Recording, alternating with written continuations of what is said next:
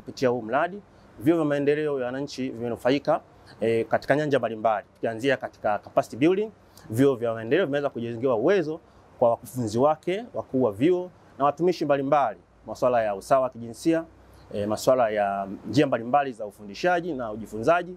Lakini daycare zetu zimeweza kupatiwa vifaa mbalimbali wenye thamani ya zaidi ya milioni 20.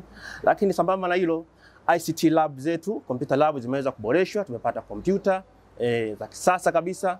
Tumeweza kukarabatiwa na kutengenezewa computer lab zetu.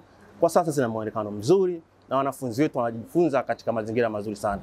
Lakini sambamba na hilo, mradi huu wa ESP umeweza kutupatia vifaa vya short course za muda mfupi mbalimbali katika vyuo 12 ambavyo tunashirikiana navyo. Lakini tumeweza kufanya study tour mwaka jana 2024 kwa vyuo 12 vinavyoshirikiana na vyuo vya Canada.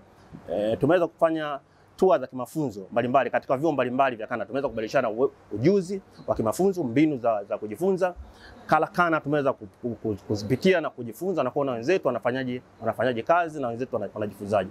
Lakini sambamba na hilo, kwa mfano chuo changu mimi, chuo cha maendeleo ya wananchi kwa Masoko, tumeweza kusaidiwa kupata vifaa vya kujifunzia vya kozi fupi ya umeme wa jua, kozi fupi ya ufugaji na kozi fupi ya kuongoza watalii. Tumeweza kusaidiwa vifaa vyenye sivopungua thamani ya shilingi milioni 89 kwa kozi zote hizo tatu. Wanaweza kusema ni maendeleo makubwa, vyuo vyetu vimeweza kupiga hatua kupitia mradi huu wa ESP. Kwa nishukuru sana Wizara ya Elimu kwa kuweza kutupatia mradi huu mzuri chini ya serikali ya Canada, washirikiana na serikali ya Tanzania. Kwa kweli tumepiga hatua kubwa sana. Ukilinganisha mwaka 2021 na sasa tulipo, kwa kweli tunasema kwamba ni wasema wazi, vyuo vyetu vimebadilika, sivyo kama vile tulivyokuwa. Tumedhamiria tunaboresha elimu yetu.